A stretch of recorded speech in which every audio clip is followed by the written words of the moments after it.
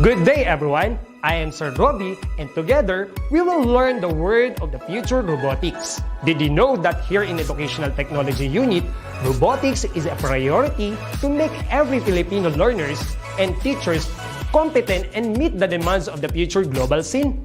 Wherein teachers, students, and parents who wanted to learn robotics is just a click away for free. Robotics is an interdisciplinary field which integrates computer science and engineering. It involves design, construction, operation, and use of robots to assist human activities. Are you ready for this transformation? Soon in ICT's Educational Technology Unit. Come and join us and love the future para sa bata, para sa bayan, at para sa guro. Sulong edukalidad.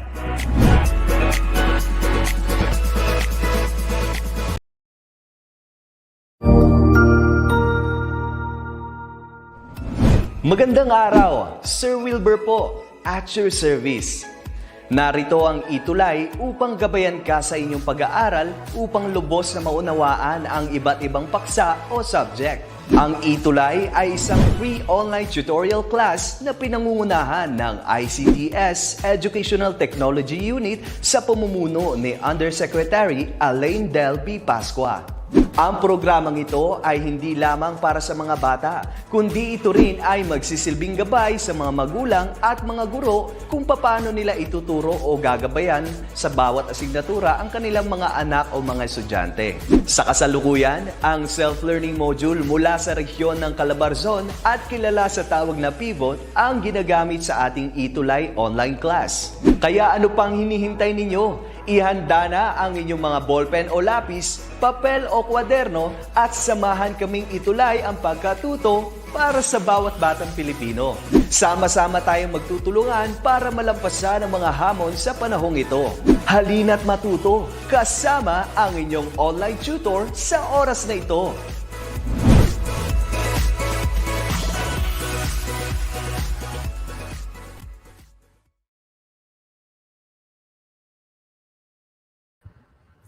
Hello. Ang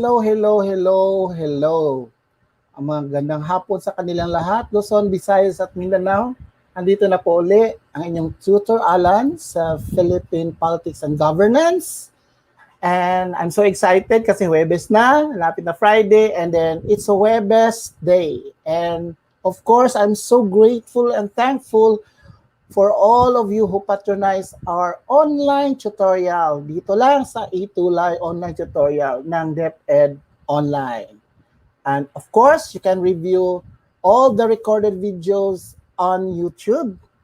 And this can be accessed anytime. So, gayon pa man sa ating mga online viewers, parents, students, and as well as those visitors, no, gusto lang nilang malaman additional information and knowledge about Philippine politics and governance, you're so welcome po. Kahit na nandito na tayo sa week 7, it's still all right because everything can be still relearned and can still be reviewed. Okay, shout out dyan. Good afternoon sa iyo, Laila Javier. At saka kay Nihaya Marabong Bantuas, good afternoon sa iyo. And also to She Samson, good afternoon and good day to all of you. Okay, sa mga friends ko watching here from Lapu-Lapu City, province of Cebu, greetings. Lahat kayo, may hapon sa tanan, maupay nga hapon sa tanan. And of course, in my division dito sa Lapu-Lapu City, sa aming butihing regional director, si Dr. Salustiano Jimenez, at saka sa Region 7, sa aming SDS or District Superintendent, si Dr. Wilfrida Bungalos, at of course sa aming ASTS, si Ma'am Dr. Cartisa Perico, at saka ang aming butihing ding District 5, PSDS, Ma'am Rebecca Turing, hi Ma'am, at saka sa aming mahinahon na punong guro, school head namin, si Ma'am Concepcion Garzota, and to all my co-teachers and also teachers in both private and public sectors. Magandang hapon sa lahat. So allow me to give this opportunity kasi we're almost done with our Philippine Politics and Governance, and it's grateful also to thank not only to people who are our patronizer, but also for people who made us or who give us also this opportunity to teach you on air, and of course dito din sa Educational Technology Unit. So maraming salamat dito dahil nalalaman natin na kahit saan at kahit sa anong panahon, we can still learn. You know, lalong-lalo na sa doon sa kumukuha ng UMS, maganda ito. So, kasi nakikita ninyo yung mga kapabilidad ninyo to study more on the particular or special field. Lalo na sa Pilipinas, napaka-healthy at mayaman ang ating mga issues. Okay? Good afternoon sa iyo, Kristen Sarah Ceci. Good afternoon sa iyo. And so, also with Gloria Cobelo from Tagum, Jose Tuason Junior Memorial National High School, Tagum City, may hapon. Ginaline Polido from Lapu-Lapu Elementary School, San Roque District, Davao City Division. Magandang hapon, Michelle Ventosilia, and good afternoon, and also to Santiago Benabisi Abalier from Kidapawan City Division. Okay, may hapon. Okay, so let's start. Okay, get your pen, get focused, and of course, participate. Okay? Nakita ninyo yung aking caricature, meron na siyang sun and of course shades. Apart from the social distancing and covering of our nostrils and face, we need also to protect ourselves from the heat of the sun. Napakainit, no? And as a disclaimer lang, everything that we are doing here, and of course for educational purposes and not intended for selling or replication for benefit or, you know, getting out of this, but this is just a disclaimer. So all pictures and wala pa naman din akong video used herein are courtesy of the Creative Commons unless otherwise quoted from other sources. Okay? Now, brief overview lang tayo sa ating past lessons so that you can connect your present and from your past. Yes, thank you, Miss Gracely Cabieta. Brief overview of previous lessons. So last time, ang ating topic is about importance of active citizenship.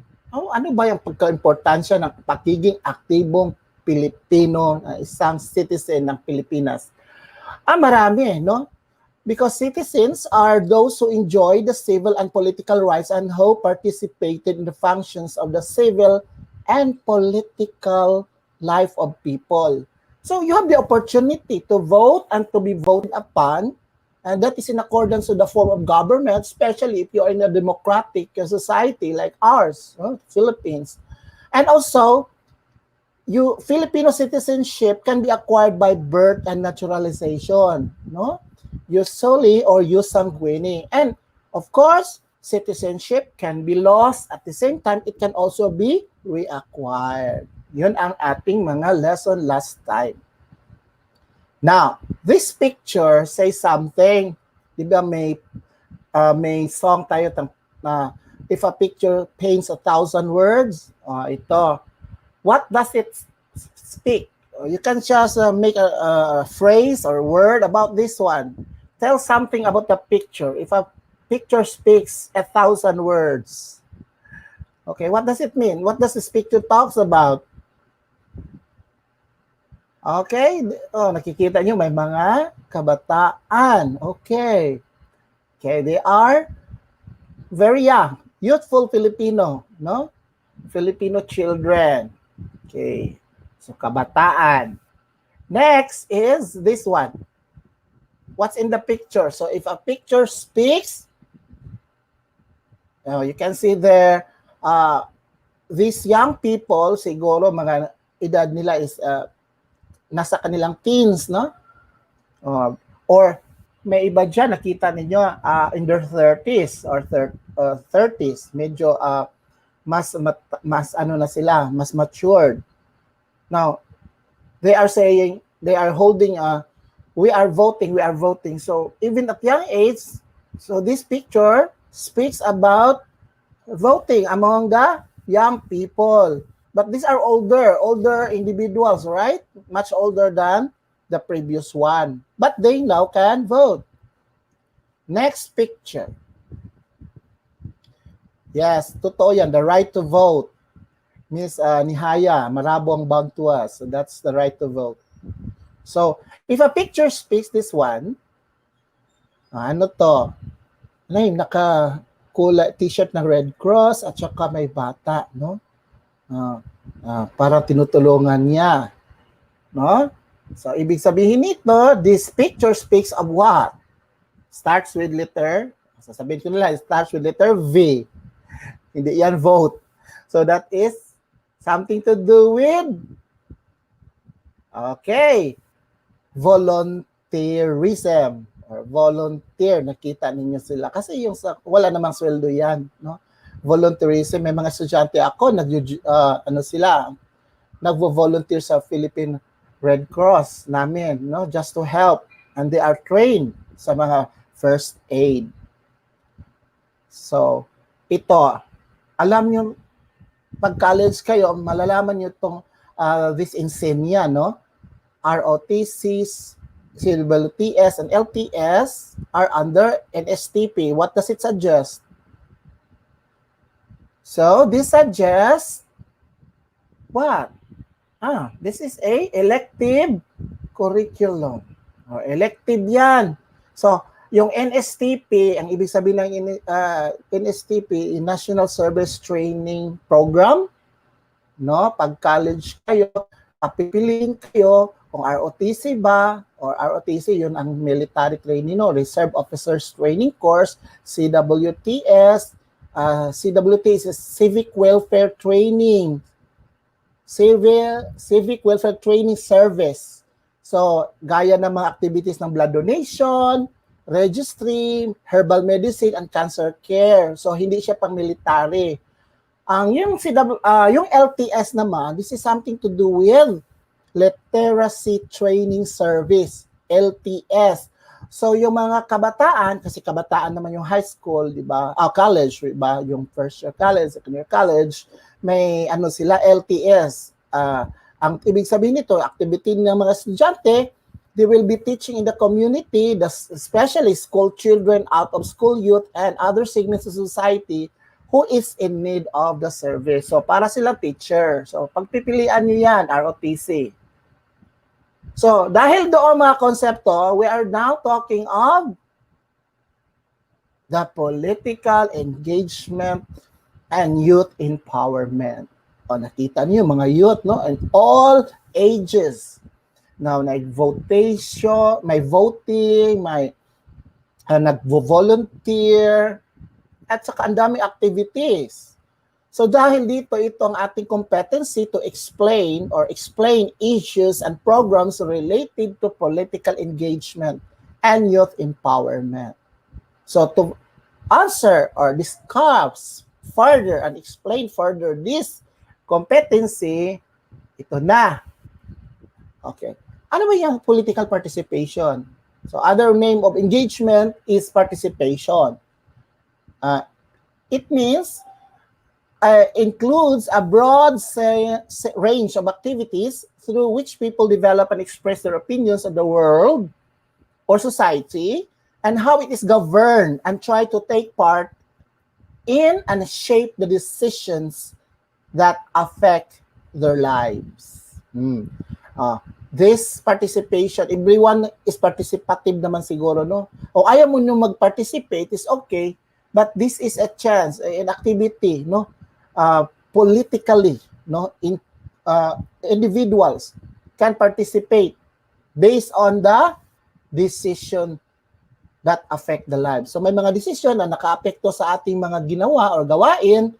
So yun ang ating pinaparticipate to share our knowledge and to share also our time and effort.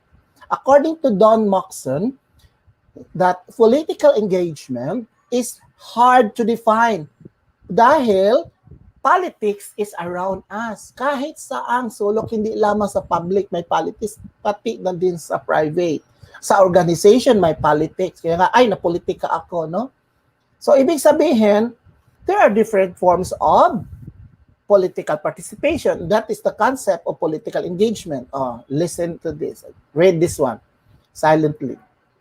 So, ito ang mga forma ng political participation ng mga kabataan.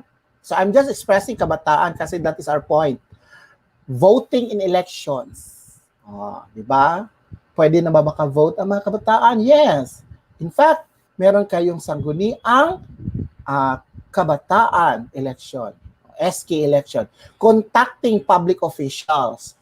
So we can participate politically by contacting, or they have numbers, then we call them, or we do face-to-face, no?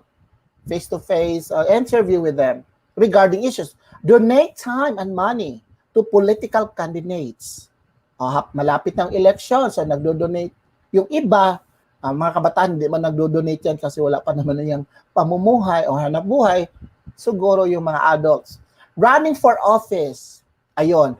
Pag nag-run ka ng office, yan ay political engagement. Participating by protesting or by support activities. O ito, kasi ang mga kabataan, mas ginugusto nila itong activity na ito kasi they can express. Yan naman mga kabataan and growth and development, they wanted to express something regarding such decision which they feel not comfortable or they are affected, right? And being part of the civil society. I have explained that last time, previous discussion about civil society. Discuss political issues with families, friends, or even in social media. May iba pa nga dyan, nagdidebate, nagpo-post sa social media. Napaka masaya. May mga picture lang, mga picture ng mga political candidates or assuming to be nagpaparandam. Ang akin lang po ay huwag muna tayong magpo-post na masyadong hindi natin nare-research dahil, you have to be responsible as political science students. We need to look into the issues. If the issues are factual, and then we got to gather lots of evidences before we make our own conclusion and post. So we have to be responsible in posting. Hindi naman niya sabihin, this is my right to express. Yes, but there are also different rights. Ang sa akin lang ay paalaala. Okay, and now, youth in the Philippines have historically been active in informal forms of political participation. Mas kasi yung informal, random siya, no? Very spontaneous. Mas madali siyang gawin. Kasi pag naisip mo, minsan dahil sa bugso ng dami ng kabataan, they want to express. And then because of it, sabihin na lang natin, ang mga kabataan ng Pilipinas, historically, they have already expressed their political participation. Street activism, volunteerism, gaya ng picture na pinapakita ko, at social media campaigns. Ayan, na-research ko yan sa Democracy Talks in 2020. Now, mayroong mga researches dito, ipapakita ko, taken from May 7, 2019 in CNN Philippines, okay? So, the Filipino voters profile, 51.45% of these voters are female. Mayroon tayo 61,843,750 registered voters in the Philippines as of 2019. Siguro ito, hindi masyadong nalalayo sa ngayon, figures. Wala pa naman silang, hindi pa ako nakakita ng latest figures sa 2021, pero hindi malayo sa 61 million. So out of this, more than half of all registered voters are from Luzon. And 51.45 are female. Andito na. And Cebu is the most vote-rich province. Apart from Manila, kasi sa province, Cebu ang pinakamadami. So, Calabarzon is the region with the most number of voters. That's in Luzon.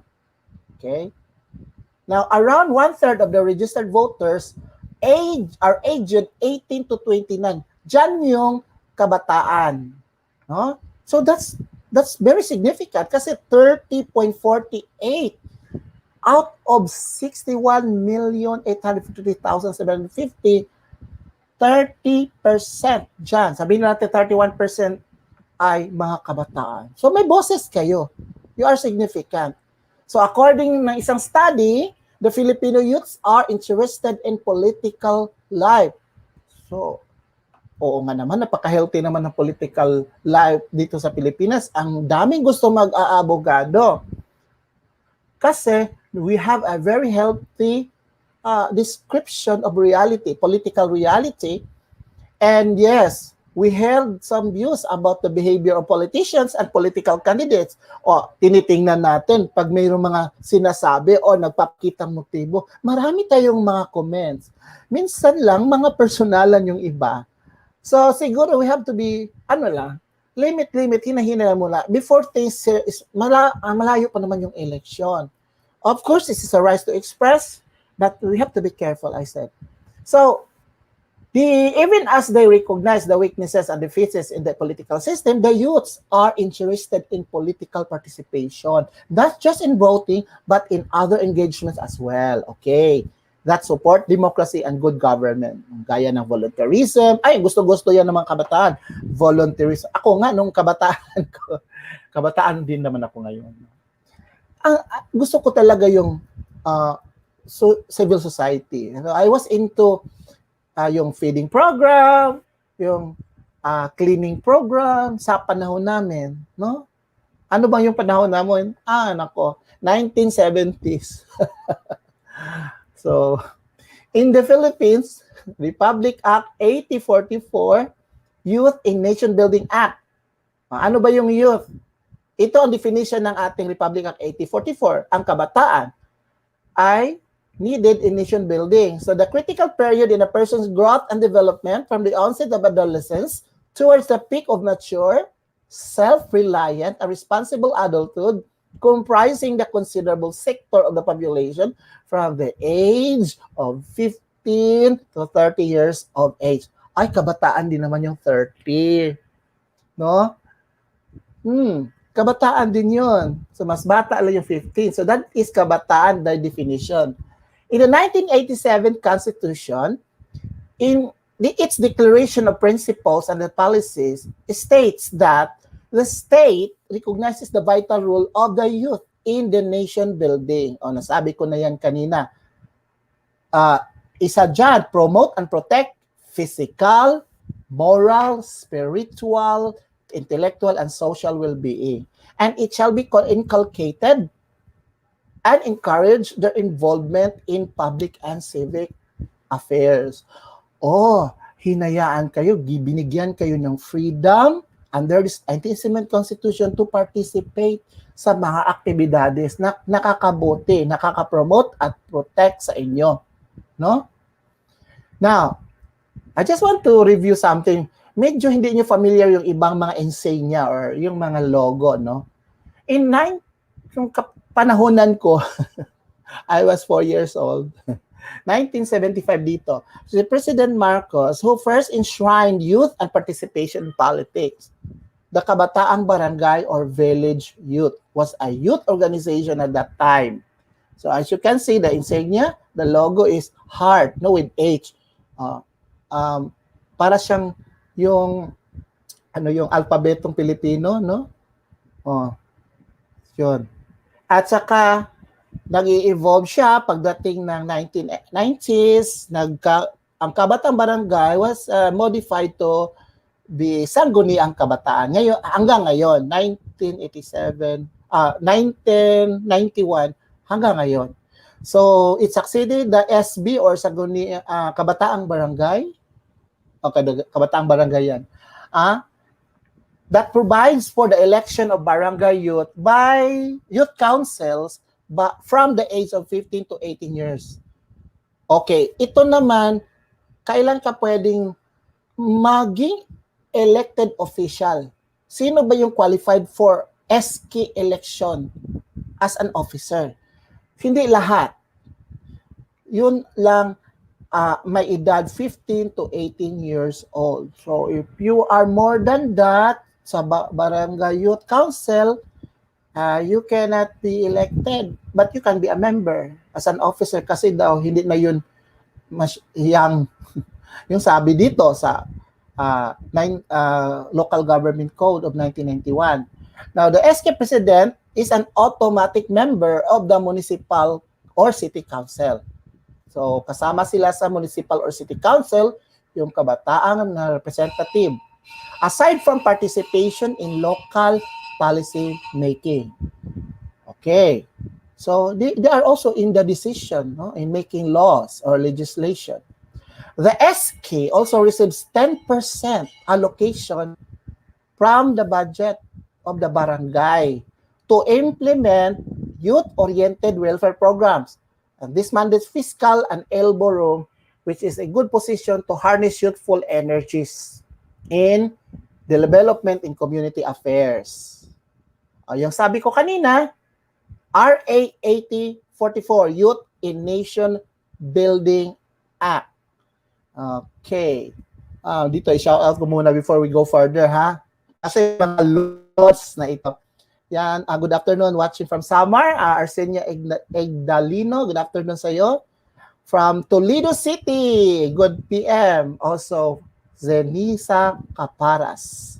And also, Nilser Robles Merihildo from Mapaga Elementary School. And Nihaya Marabong Bantuas. Yan.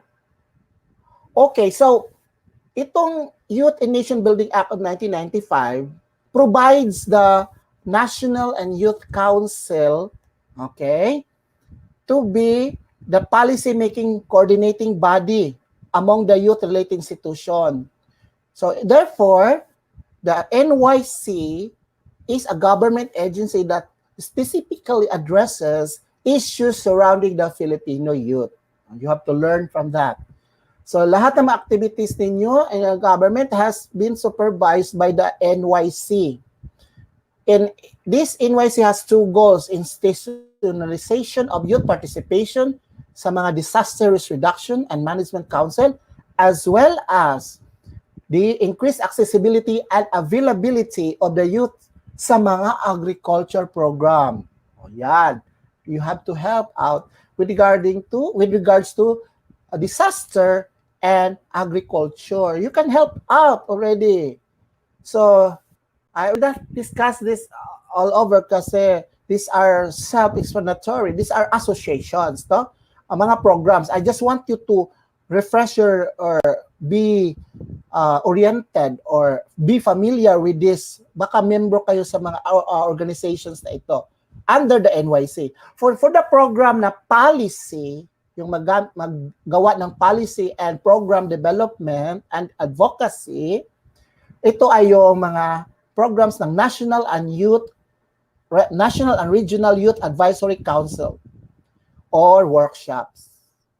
Policy advocacy at RSDC, that's Regional Development Council at saka, yes, RSDC or RDC ng mga youth. National Youth Assembly and Youth Development Index. So, these associations, organizations sa youth are under policy and program development. So, partnership and network building, we have also mainstreaming of the National Action Plan for Youth Employment, yung walang trabaho, that's under youth employment. Nation building, part dyan ang employment, no? So, registration component of Abot Alam Project sa mga out-of-school youth. So, partnership yan ng nation building. And last is fostering youth participation in community development and good governance. Ang dami, no? Nandyan yung YORP, yung SHIP for Southeast Asian Youth Program, 10 Accomplished Youth Organization or tayo Government Internship Program, di ba? Sa barangay may mga internship program that is under the participation in community development and good governance. The NYC Volunteer Program, the National Youth Parliament, yan, good governance yan, and the National Action Program for Youth Employment. Ito yung reform law na under 10742 approved by the then Pinoy Aquino, no? Dito na, ang sabi dito, candidates for SK shall be 18 to 24 years of the day of election. So, nag-increase na uli, no? 18 to 24 na. So, itong law na ito ay magpahanggang ngayon are still being implemented. Ganon pa din, 10% ng budget ng barangay ay binibigay sa kanila. Okay? Ito ang development, current youth development, house panel, OKI's revival of mandatory ROTC for grades 11 and 12. Hindi pa naman siya nagiging law. So, for final reading pa, that is as of January 30, 2019. Okay ba kayo sa ROTC? Dahil daw, mamaya pa yan. Dahil ito ay nagpo-foster ng nationalism at discipline. Kagaya ko, sino ba yan? Ako yan, no copyright yan. Ako yan, at saka yung makasamahan ko nung araw. That was 1992? Yes, second year college pa ako. Saan ako dyan? Yan. Ito ang aming ROTC, Army, no, Reserve Officers Training Course under the Citizens Military Training. Napakaganda ang experience ko dahil you have to be you have to make decisions and you have to survive and you have to discipline yourself more than pakapakanan ng iba, more than yourself. And you have to love your country and be disciplined in everything you do. Yan ang nakuha ko. So, as synthesis, lastly, political participation are broad activities whereby everyone express their opinions on the world and how it is governed and influence decision-making. O yan, ang ating natutunan, yung pagpaparticipate ng kabataan ay dahil yan sa ating kagustuhan na makisalamuha, makikontribute sa mga bagay-bagay na uukol sa mga desisyon na hinggil tayo ay nagiging apektado sa mga desisyon na ito. Okay? Kaya gusto nating tumulong. Hindi siya bad. That's good, no? Para ipaalam lang na may kakayanan tayo magpa-participate. Okay? Filipino youth are engaged also in nation building. Yan. Hindi kayo pinabayaan. You have a lot of things to do in this country. Gaya ng sabi ng ating national hero, ang kabataan ay pag-asa ng bayan. So kung pag-asa kayo ng bayan, you are also the good agent. Hindi yung bad agent of change. Kaya nga nag-aaral kayo dahil you want to learn what is really the normal or a prudent thing to do or a lawful thing to do. You have to learn from that, no? Kasi we need to be in accordance with the law as well. Okay, may karapatan tayo. So assessment na. Sige, yung answer only one, choose the best answer and only the letter. Sige nga. Sige, ready? Ready na? Hello, Lynn Neal, watching from SDO Antipolo. Okay, sige, assessment. Which of the following issues draws the attention among the Filipino youth? A, voting and running elections or during elections. B, civic participation and volunteerism. C, protest actions. Or D, all of this. So, sa issues dyan ang nag-draw ng much attention or attention among Filipino youth? Sige, is it A, B, C, or D? Ang sagot ay ang sagot dyan ay D. Lahat naman yan. Lahat yan ay ginagawa at magagawa ninyo. Dahil part yan ng mga activity. Yes, tama. Tama. Arsinia Igdalino, tama. D. Lahat yan. Mag-voting, nag-run ka ng election. If you are qualified, dapat 18 to 24 ka. Pero, ang youth naman is 15 to 30. Civic participation and volunteer. At saka mag-protest action pag kinakailangan. Next. In 2019, what part of the registered population are youth voters in the Philippines? Yung pinapakita ko sa inyo na pie chart. Is it A, 1/2, B, 1/3, C, 2/3, or D, a quarter? A quarter means 1/4. So, ang sagot ay letrang B, 1/3. Because 36%, 38%, 36% is 1/3 of the population. Okay. Madami-dami din yan. Next. Which of the following activities is part of the NYC's or National Youth Council's Development Program on fostering youth participation in community development and good governance? Is it A, policy advocacy, B, youth employment and migration, C, National Youth Parliament, or D, registration of out-of-school youth?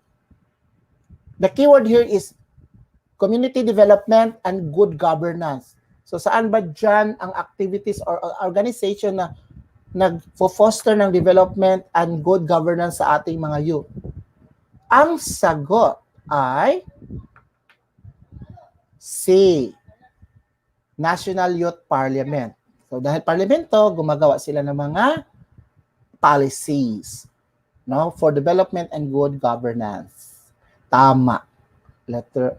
Okay. Number 4, under Republic Act 10742 of 2016, the then President Aquino, those who can run as candidates in the Sangguniang Kabataan election must be A, 15 to 30 years old during the election, B, 15 to 30 years old after the election, C, 18 to 24 years old during the election, or D, 18 to 24 years old after the election. Ang sagot ay C, 18 to 24 years old during the election, hindi after.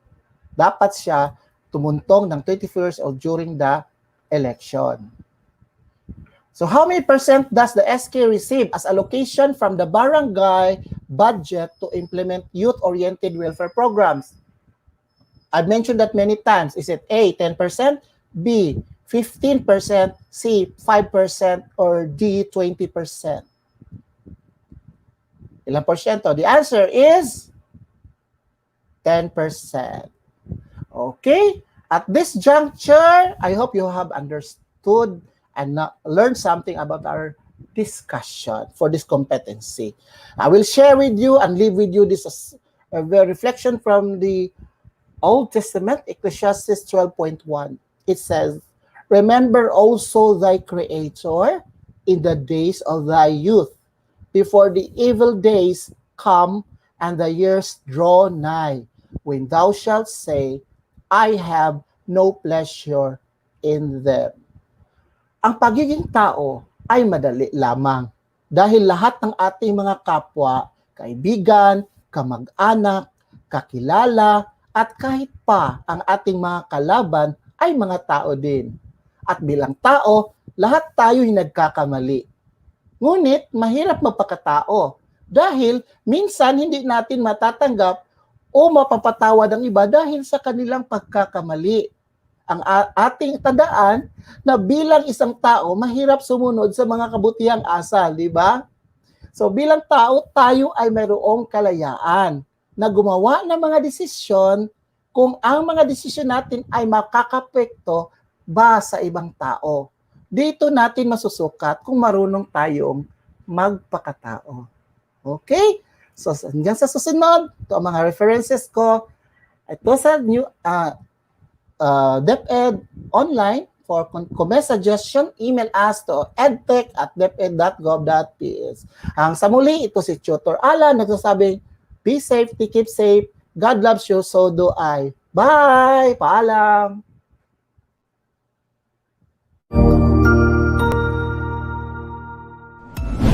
Sigurado ako na marami ka na namang natutuhan sa ating ETUlay tutorial session ngayong araw.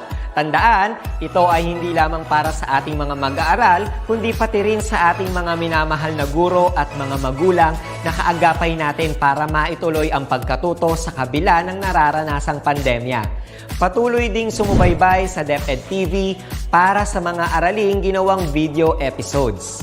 Mapapanood ito mula Lunes hanggang Sabado, alas 7 ng umaga hanggang alas 7 ng gabi sa inyong mga telebisyon.